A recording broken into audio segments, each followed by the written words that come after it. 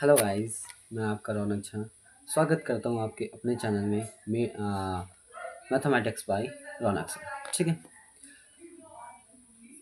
अभी आप लोगों के 10th के एग्ज़ाम्स चल रहे हैं या प्री बोर्ड्स चल रहे होंगे, है ना। अभी कुछ टाइम बाद मुश्किल से हमारे पास 1 मंथ का समय है, जो कि आपका फाइनल टर्म आने वाला है, जो कि जिसे हम बोर्ड्स भी कहते हैं। बोर्ड्स एग्ज़ाम में हमें अक्सर पता है कि हमारी छोटी छोटी मिस्टेक्स को लेके बहुत से नंबर्स कटते हैं। बहुत से ऐसी चीज़ें होती हैं जिसकी वजह से हमारे नंबर कट जाते हैं। छोटी छोटी सिली सिली मिस्टेक्स होते हैं। कुछ बच्चे हमारे ऐसे भी होते हैं जो कि प्रिपरेशन में तो शुरुआत से नहीं पढ़ रहे होते हैं। उन सभी बच्चों के लिए आज मैं एक सॉल्यूशन लेके आया हूँ। जो बच्चा चाहता है सिर्फ पासिंग स्कोर करना, जो बच्चा चाहता है अच्छा स्कोर करना, जो बच्चा चाहता है सिर्फ और सिर्फ इस तरीके से नंबर आ जाए कि हाँ, हम 11th क्लास में आर्ट्स ले सके या साइंस भी ले सके, अगर मेहनत उस हिसाब से हो तो। क्योंकि मैं अभी आपको जो नंबर बताने वाला हूँ, मैं अभी आपको जो बताने वाला हूँ टॉपिक्स, अगर उस टॉपिक्स को अगर आप कवर कर लेते हैं तो कम से कम 50 40 मतलब 40+50 आप अप्रॉक्स ले आएंगे। और आपके 20 आउट ऑफ 20 तो आपको पता ही है, वाइवा या प्रैक्टिकल्स वगैरह जो आपके स्कूल्स के थ्रू होते हैं, कंडक्ट होते हैं, वो सारे आपको मिल ही जाएंगे। आपको ये चीज़ नॉलेज होगा ही। मैं नहीं कह रहा 20 15 16 17 18 19 20 तो इवन मिलते हैं। हमें भी अपने टाइम में 20 मिले थे, तो 20 तो मिल ही जाएंगे जहाँ तक मुझे उम्मीद है। तो 50+20 यानी 70 नंबर आपके अप्रॉक्स आ सकते हैं, अगर आप लोग उस हिसाब से मेहनत करेंगे तो। मैथ्स के लिए तो मैंने आपको बता दिया, पासिंग अगर पास होना है तो ये टॉपिक्स आप कर लीजिए, ये चैप्टर्स आप कर लीजिए। आप थ्रू आउट बस उस चैप्टर्स को थ्रू आउट कर लीजिए। उसके अलावा कुछ करने की नीड नहीं है। एनसीईआरटी से बाहर उस चैप्टर्स को अगर आप बाहर करेंगे तो मान के चलिए उन चैप्टर्स में आपको एक भी नंबर नहीं कटेंगे। उस चैप्टर से एक भी क्वेश्चन अगर आता है तो ना आप कटेंगे नहीं। ठीक है। अब मैं बात करता हूँ जो ये चैप्टर है आपका साइंस में, क्योंकि देखिए पासिंग हमें मैथ्स में भी होना है, साइंस में भी होना है, एसएसटी में भी होना है, इंग्लिश में भी होना है, हर एक सब्जेक्ट में हमें पास होना है। लेकिन मैं अभी बात कर रहा हूँ आपका साइंस के लिए, क्योंकि मैं मैथ्स का ऑलरेडी बात कर चुका हूँ। कहीं ना कहीं सेकंड मैटर आपका साइंस करता है। बहुत से ऐसे स्टूडेंट्स होंगे जो आगे जाके 11th में स्ट्रीम अपना साइंस रखने वाले हैं। तो साइंस रखने के लिए सबसे पहले तो मैं आपको बता दूं, साइंस में आपके स्कोर कम से कम 70+ होने ही चाहिए, तभी आपको साइंस मिलेगी। नहीं तो क्या होता है कि 60 40 वालों को, मतलब इवन 50 वालों को भी आज की डेट में साइंस नहीं मिलती है। हमारे टाइम पे 55 के अप्रॉक्स साइंस मिल जाती थी। तो अभी जो चल रहा है सिनेरियो, उसके अकॉर्डिंग जो मेरे को लग रहा है 70, क्योंकि ऐसा होता है ना, 50 वालों को मिल तो जाएगी, 55 वालों को मिल तो जाएगी, 50+ वालों को ही मिलती है वैसे तो, मिल तो जाएगी। बट क्या होता है कि आगे जाके अगर बच्चे ज़्यादा दिख जाते हैं तो उन बच्चों को, जो जिन बच्चों के मार्क्स 70 से नीचे होते हैं, उन बच्चों को कॉमर्स और आर्ट्स के थ्रू, मतलब कॉमर्स और आर्ट्स के थ्रू 11th करवा दिया जाता है, यानी उनको धक्का मार दिया जाता है कॉमर्स और आर्ट्स की तरफ। तो मैं सिंपल सी बात ये आपको कहना चाहता हूँ, अगर आपको आगे जाके साइंस लेनी हो, 11th 12th आपको साइंस स्ट्रीम से करनी हो, तो आपको कम से कम 70+ नंबर स्कोर करना पड़ेगा। कम से कम की मैं बात कर रहा हूँ आपको। देखिए अभी बहुत से ऐसे बच्चे, मैंने आपको शुरुआत में बताया, बहुत से ऐसे बच्चे जिन्होंने जो अब स्टार्ट करेंगे पढ़ना, जो अब चाहेंगे कि हाँ मैं पास हो जाऊँ, जस्ट पासिंग के लिए हो जाऊँ, तो उनके लिए मैं कुछ टॉपिक्स बता रहा हूँ, कुछ चैप्टर्स बता रहा हूँ। वो चैप्टर्स को ज़रूर से ज़रूर पढ़ के जाइएगा। सिर्फ एनसीईआरटी से पढ़ के जाइएगा, और कहीं से नहीं पढ़ के जाना है, उससे बाहर कुछ आना ही नहीं है। ठीक है।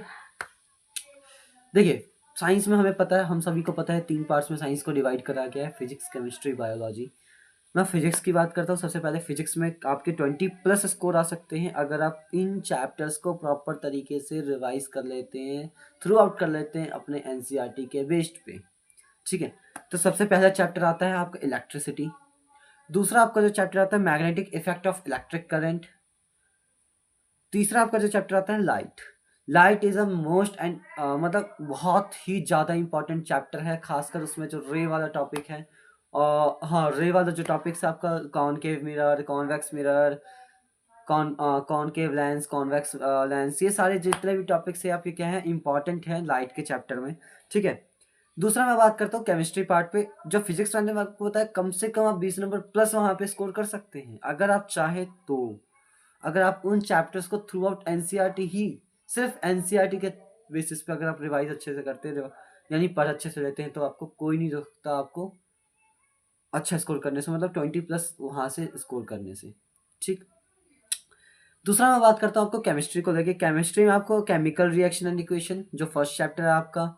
सेकंड चैप्टर आपका एसिड बेसिस एंड सॉल्ट्स। अच्छा, पीओपी का जो एसिड बेसिस एंड सॉल्ट्स है उसमें मैं आपको कुछ चीज़ें और बताना चाहूँगा। जितने भी केमिकल रिएक्शंस है आपके, पीएच वैल्यू हो गई, केमिकल रिएक्शंस हो गई, जितने भी केमिकल रिएक्शंस है, जैसे पीओपी हो गया, प्लास्टर ऑफ पेरिस वाला टॉपिक हो गया, यानी आपका बेकिंग सोडा, बेकिंग पाउडर, ये भी जितने टॉपिक्स है ये सारे को अच्छे से केमिकल रिएक्शंस और केमिकल इक्वेशंस उनकी याद कर लीजिएगा।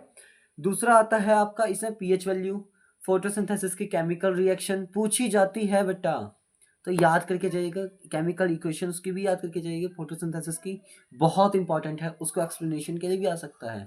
ठीक है।